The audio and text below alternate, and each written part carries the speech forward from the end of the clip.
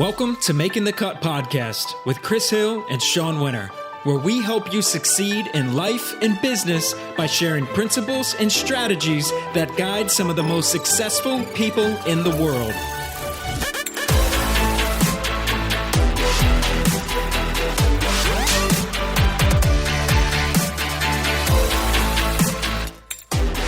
Welcome to episode 19 of the Making the Cut podcast. Today we're with Steve Fredette, the president and co-founder of food tech company Toast.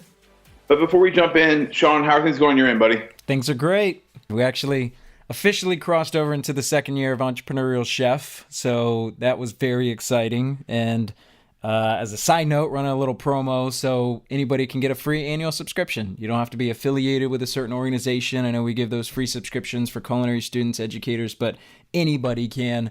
You just go to entrepreneurialchef.com/offer and you will see it. So very exciting. I got to talk with, Marcus Samuelson last week, Danielle Ballou about 2 weeks ago. So we've got some incredible people coming up and I'm very excited. So things are going well, man. How about you? Things are great. Yeah. Staying busy and I'm excited for the next issue of the magazine. Is Marcus Samuelson the cover story for that one? Yes, Marcus is. Yep, absolutely. August 15th. Very, very cool. And I think I have a little small, not as important article in there as well, don't I?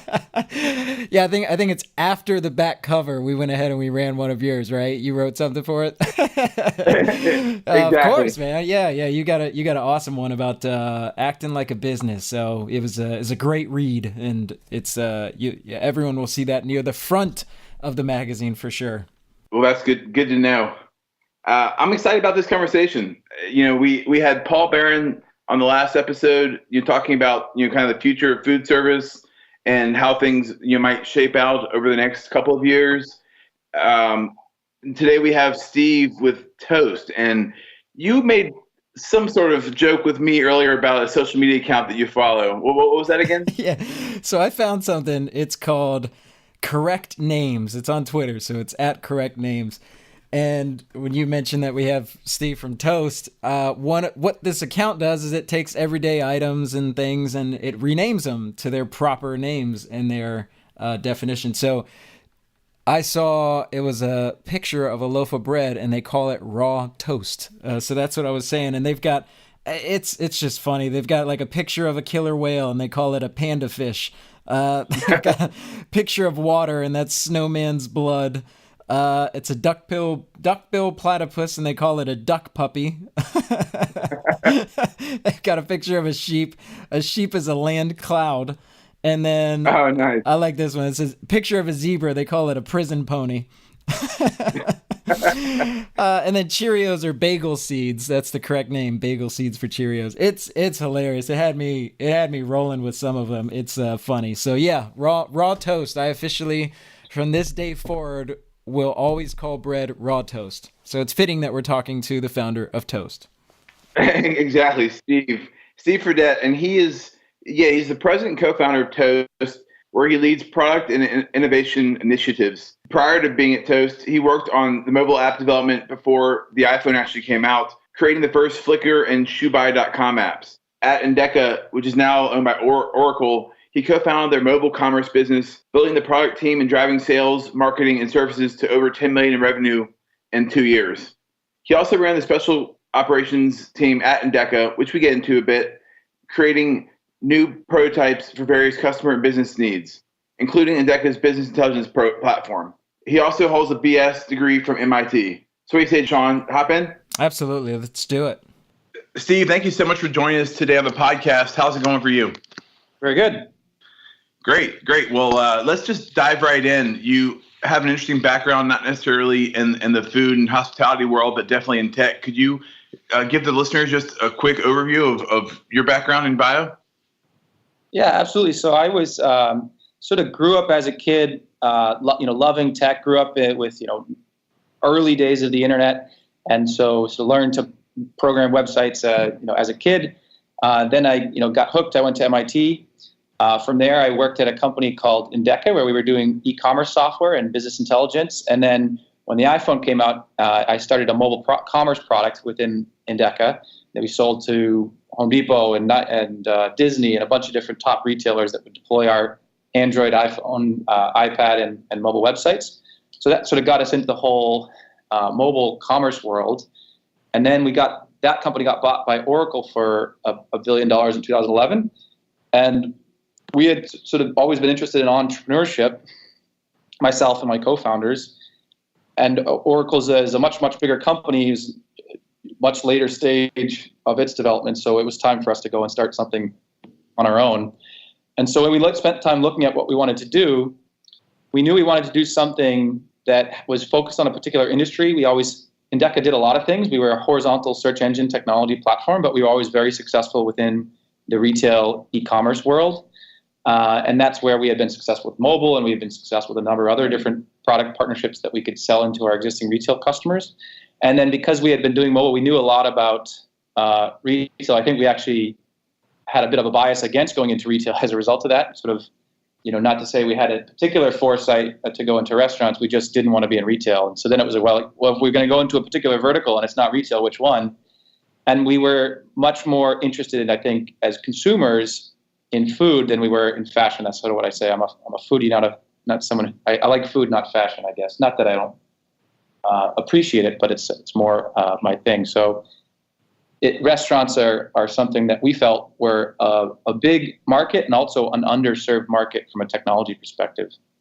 And we had seen at the time when we started Toast, that it was right about probably after the time that Groupon had a massive success in the backs of restaurants, but then also a big decline. So to us, that was an illustration of just how big the restaurant market was, how big a demand the restaurant market had for technology, but how underserved they were being because Groupon just was not the right solution for them, at least from a marketing perspective. And then as we got into the industry more, we had tried to build a mobile payments app so you could pay your bill on your phone without waiting for the check. If you were done with your food already, you just wanted to walk up and get up and leave.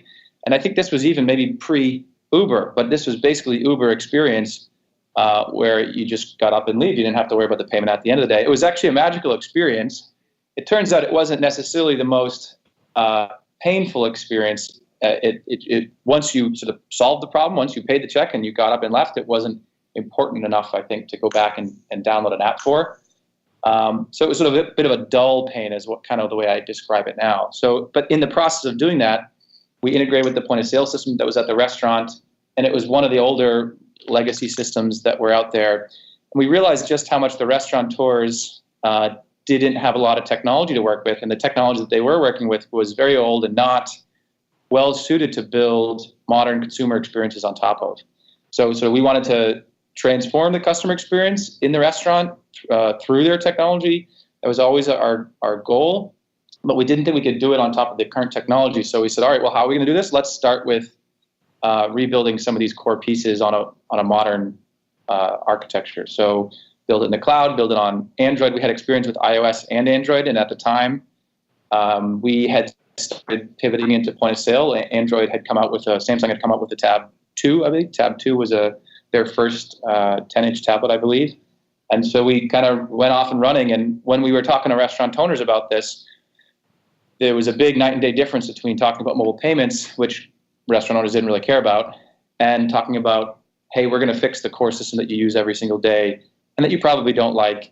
And we're going to allow your customers to take digital signatures, or so your service can now actually take orders and payments right at the table.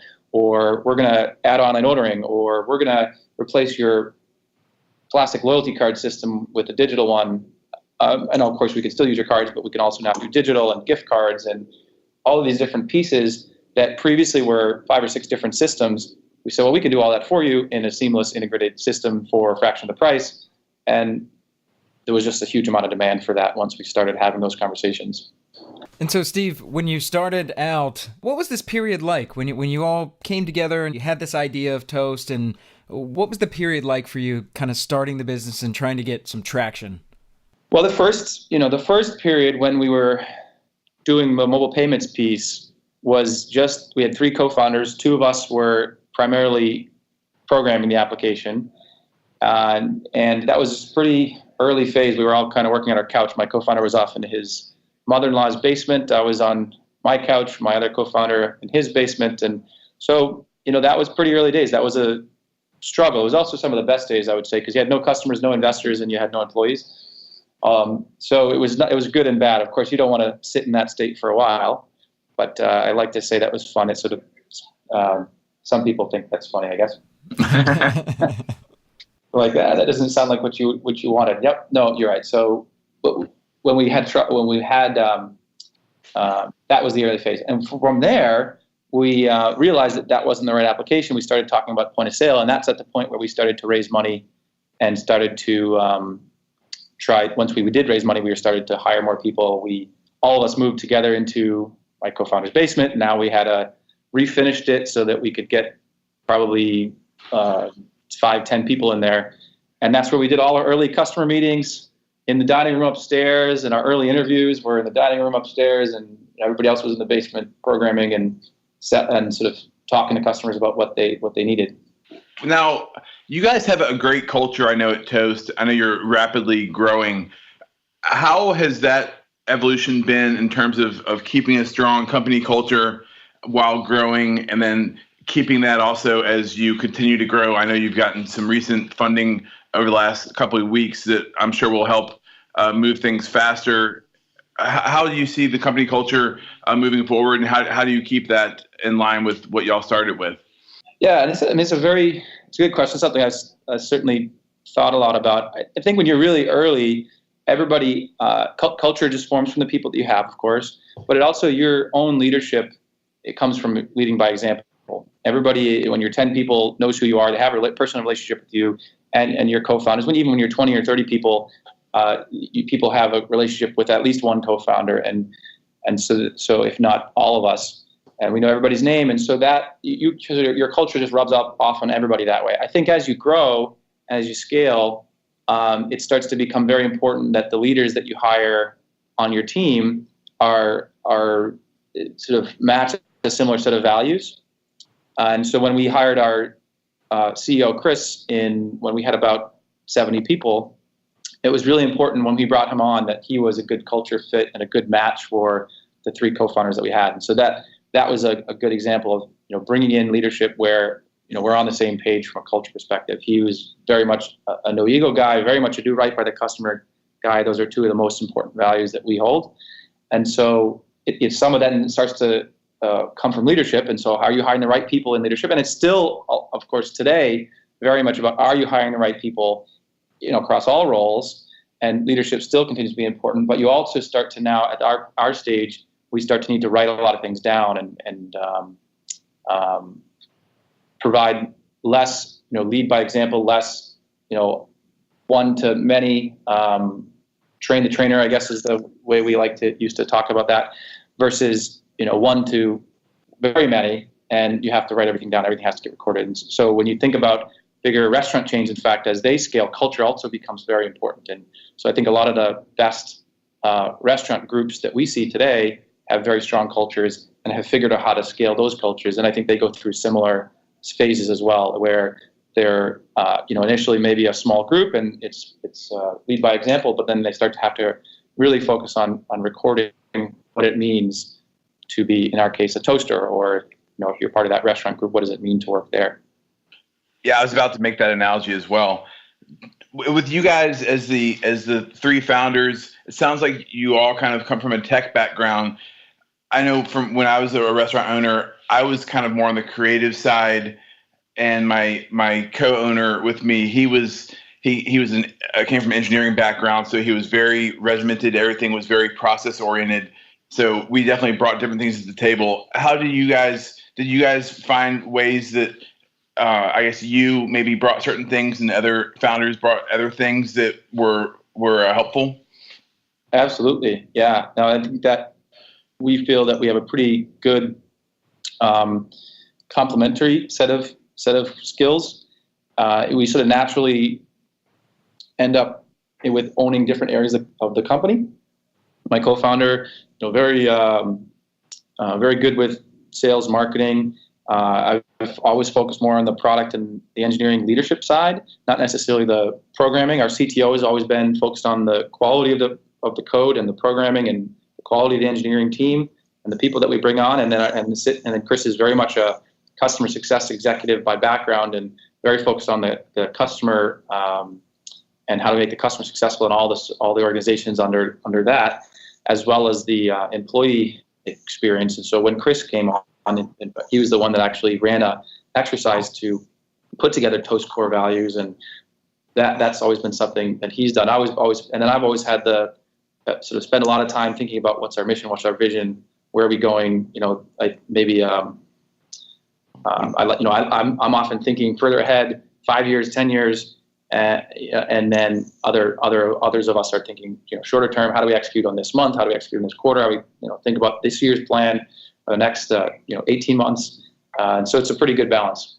That's good. Now, Steve, as people are starting companies, there's a lot of times they come across obstacles, adversity, and some of those is either growing too fast or growing too slow, and now people are starting to run out of capital. And then also you have products that are created and they're not a true market fit, so there's some pivoting that has to happen. So that being said, in the evolution of Toast, can you talk a little bit about what were some of the maybe obstacles or some of the adversity you all faced, whether it was growing too fast, growing too slow, you had to pivot to kind of make sure that the product was along the lines with what was going to serve the clients best? And then tied to that is some of the lessons that you learned along the way.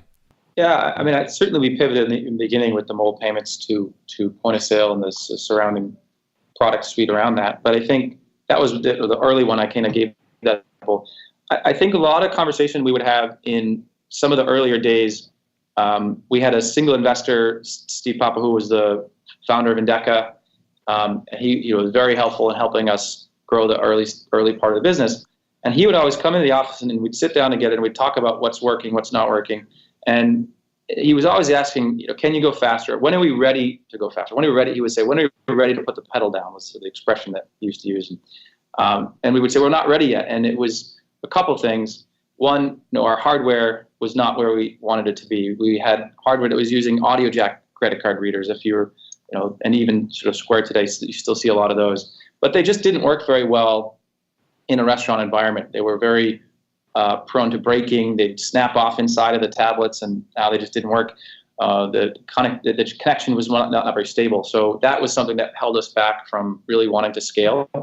It was just too much customer pain associated with those devices. We had some similar challenges with terminals as well. When you can't hardwire the terminal into the network with an Ethernet cable, it's all Wi-Fi. That often causes a lot of problems. And I know that if you ask someone how stable is their office network, or their home Wi-Fi network, is they ever have problems. A lot of people have problems with Wi-Fi. You go too far away, you go in a room that's maybe upstairs, and at least my house, that's the way it works. My router's downstairs on one side of the house, my bedroom's on upstairs on the other side of the house, and so you just don't get service up there. And that works. So that works okay when it's not a mission critical thing. I don't really need to read my phone in that part of the house. But when you're running your point of sale system on Wi-Fi, that causes a lot of problems. So we certainly had a lot of problems with Wi-Fi. And even if Wi-Fi works most of the time, when it doesn't work is it doesn't work when you have a full house, when you're at the busiest peak time in capacity as a restaurant, because that's when you have a full dining room, everybody's got a phone in their pocket. That's causing all sorts of Wi-Fi signals to interfere with each other and screw up your network. And that's the absolute worst time to have your system stop connecting and stop pushing orders into the kitchen or connecting to other tablets and other devices. So that was quite painful. And we said we're just not able to make our customers successful with that hardware that we had. And so while we continue to grow and add customers, we weren't trying to go faster. And then we had similar issues with are we hiring the right people? Are we training them well enough? Are we hiring people with the right restaurant experience? That was always a big thing for us. And it's still a big thing. We still ask ourselves now, are we increasing the bar as we hire faster, or is the bar decreasing as far as restaurant savvy? I don't know if that's the right term for it, but let's just call it restaurant savviness.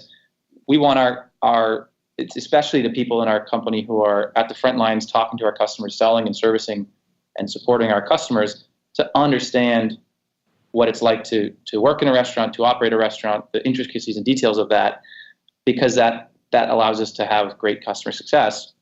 And so if we hire lots of people, and as we hire faster and faster, we're not asking the questions about those employees if they have that background, then you can start to see the overall average restaurant savviness go down.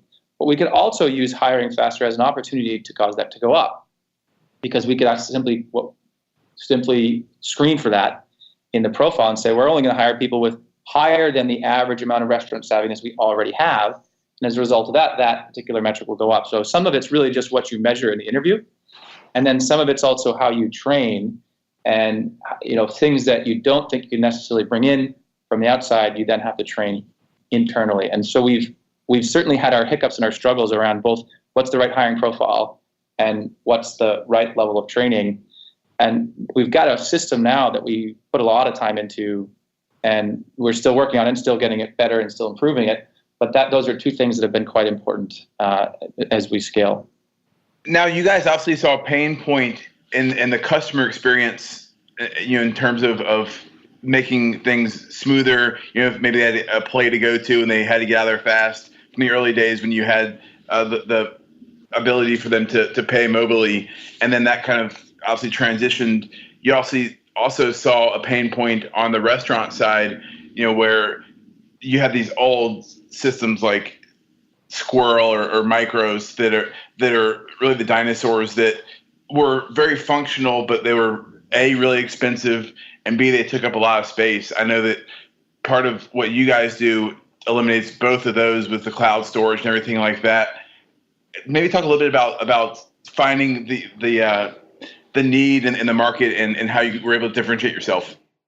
Yeah, I think the finding the need initially just came from this realization of that the system we had, it was similar to some of the systems you mentioned, was expensive, and it was something that the staff was actually afraid to use. They were afraid to, if a beer line swapped out, and they're like, oh, we need to add, swap it out with something new. We're going to have to add a new menu item to the system. They're like, well, we don't really want to do that. Well, why not? Well, we don't want to crash the system.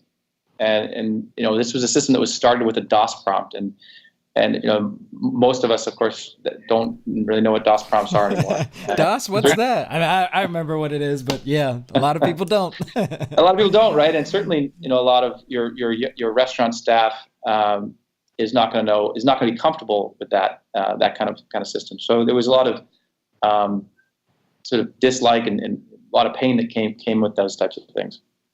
So that was the initial finding of that need. It was just saying, well, hey, we can build a system, and we can build it on Android. And people said, well, that's great, because I use an Android phone and I understand it. And iOS has a similar benefit, at least from a usability perspective. People are very comfortable with those because that's the system that they have on their phone. And everybody has a phone, right? 16-year-olds have phones now. So the training that went into swapping over to our system, people would say, well, it used to take me a week to train on the old system, and now it takes me half a day. And so that was always a nice thing. There was certainly some pain there. And then I think some of it we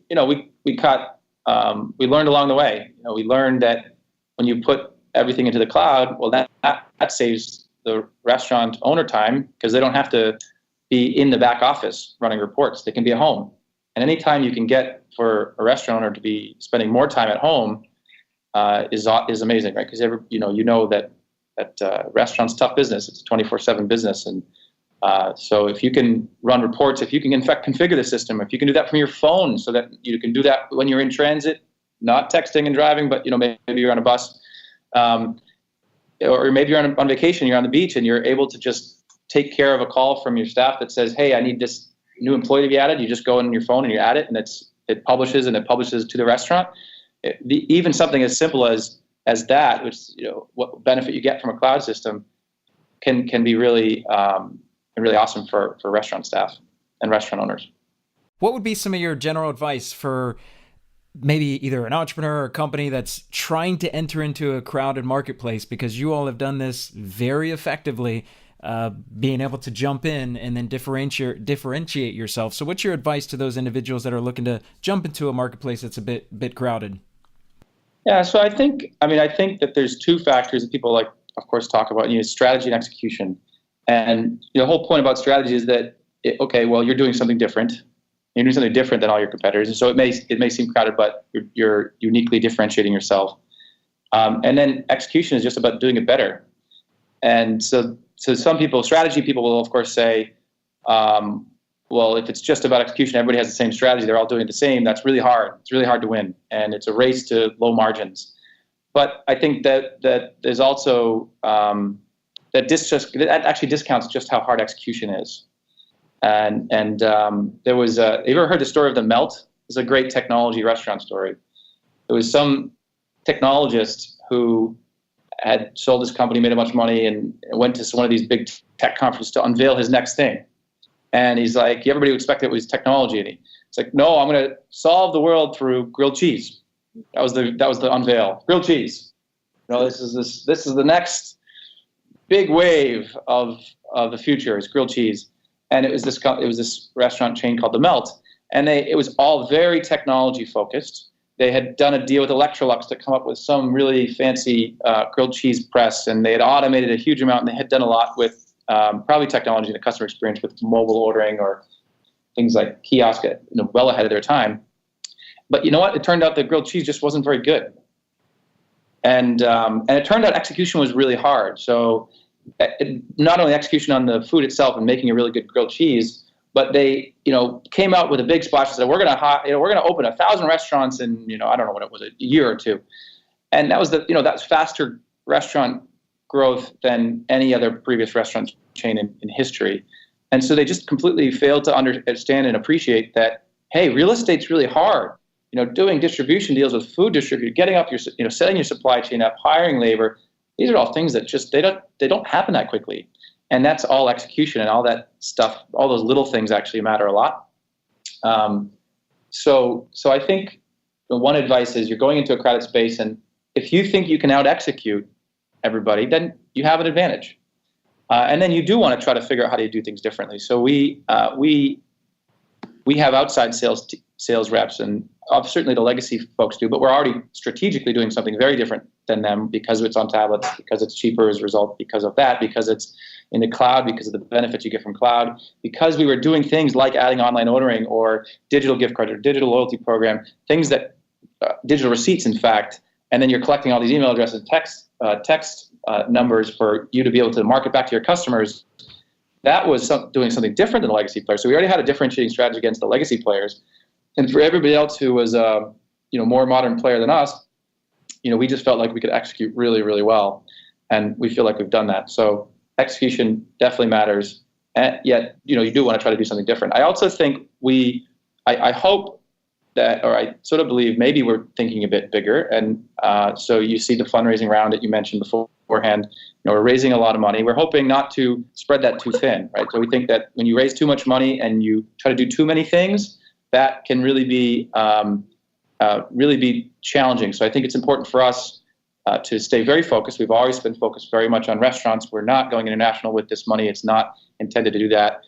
We're not trying to go after too many things. We're really trying to stay focused on just building the best system that we already have and getting it to as many customers we can so that we can deliver that value and to the whole ecosystem. So that I think is something that allows us to have great focus on customers, but also grow in a big way and think a little bit bigger. And so I think the other thing my advice would be is look at where is the world going and think about whether that's technology trends or whether that's food trends. And in the food world, the food world is certainly changing. And I look at history. I always look at history, and I learned a lot about, in fact, the history of the restaurant industry in the whole process of starting Toast. And I think a lot of people probably don't know that the modern restaurant came about when the French Revolution occurred, and all the chefs from the aristocrats were now out of work and opened up their own white tablecloth restaurants. And so the whole modern, French cuisine, French culinary tradition, it makes sense. It comes back from the French Revolutionary days. So, it helps you to think about the future when you think about the past. And so this is the other thing that you can think about, if you want to look at the more modern past, is the rise of processed food. And whether that was TV dinners or whether that was McDonald's, that was the trend in the last 50 years of the 20th century. Well, it's not the trend, I don't think, in the next 50 years. People got cheaper food. They got faster food as a result of those things. But what they didn't necessarily get was healthier food or better food or local or fresh. And so I think that's the trend now. If you want to follow a food trend, local was a big deal, but now it's fresh, healthy. I think people want to eat better. There certainly is a health epidemic in the country where people are not eating as healthy as they need to, and so if you're starting a restaurant now, and you see a lot of trends, of course, it's all the quinoa bowl restaurants, salad bowl restaurants, and then there might be a question if you're a restaurateur of whether or not that market is too crowded, and that's a great question. I don't have a good answer to that one, so you'll have to figure that one out on your own, I guess. But I don't think it's a trend that's going away, because we really do need better food, and there is really a demand for that. And then the question is, can you deliver it so that it's still craveable, so it still tastes good? Because taste is still probably the number one factor that people look at.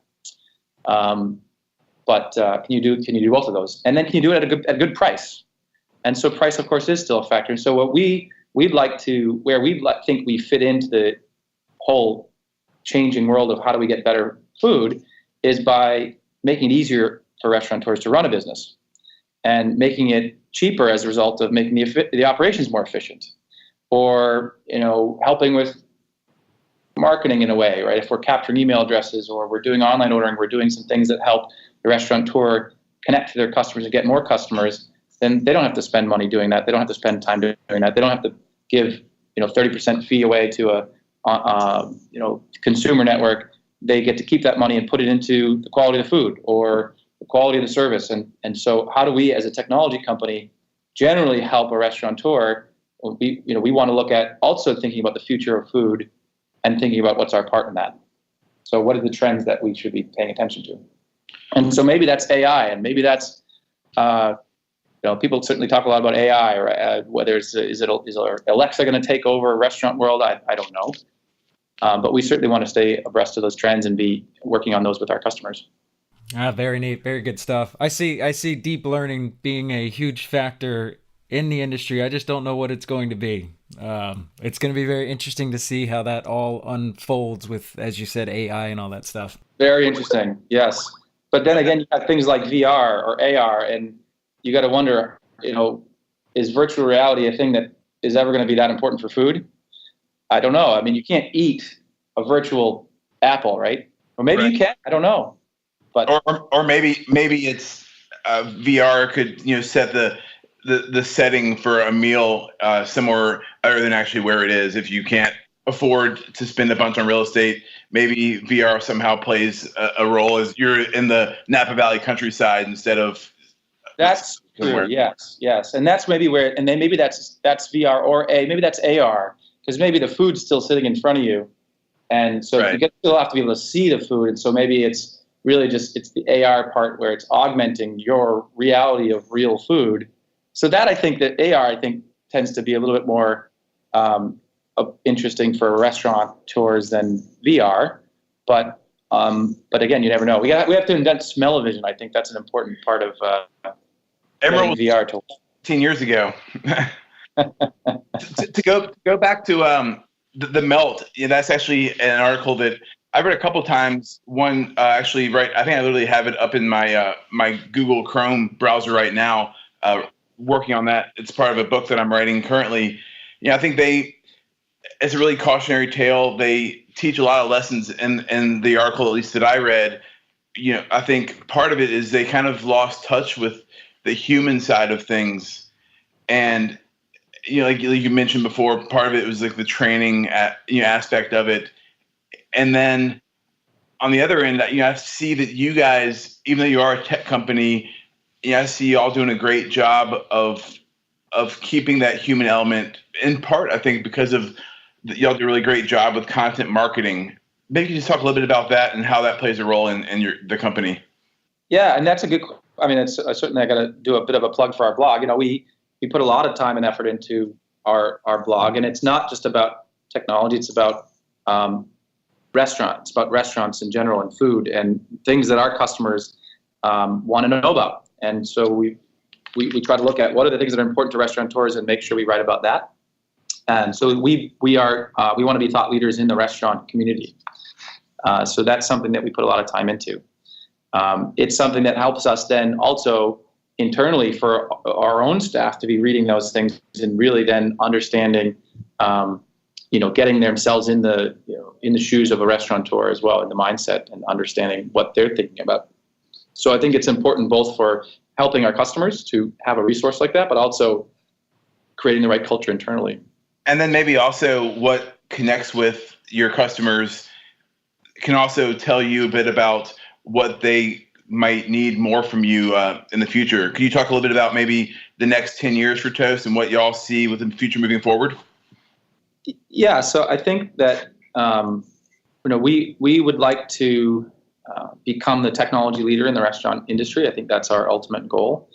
And whether that's mainly the U.S., whether that's worldwide, I think we'll just focus on the U.S. for now anyway. But we want to help restaurateurs get to the future, and whether that's more automation on the front end without necessarily removing the hospitality aspect. That's something that we're paying close attention to. We know that there's a big shift from ordering in the store to ordering out of the store, digital ordering in general. So you see what Panera is doing with Panera 2.0, or you see Domino's seeing tremendous success with 50% or more now digital ordering, whether that's on their phone or on an Apple Watch or tweeting them an emoji of a pizza. I think that's my favorite one. Tweets and emojis in the same sentence. But I think that there's some of that is not going to work for every restaurant, but some of that is going to be very successful for restaurants that embrace technology like that. And so you see customer demand for it. And so I tend to think that starts to give restaurateurs a competitive advantage. If you can order ahead from my office, so I can order from my office and then walk in the store and skip the line, and the restaurant next door, I can't do that. I think that does take away business from the restaurant next door. And so now it does become a competitive differentiator for the restaurant that adopts that kind of technology. And so it doesn't necessarily take away from the restaurant's experience. Instead, it enhances it.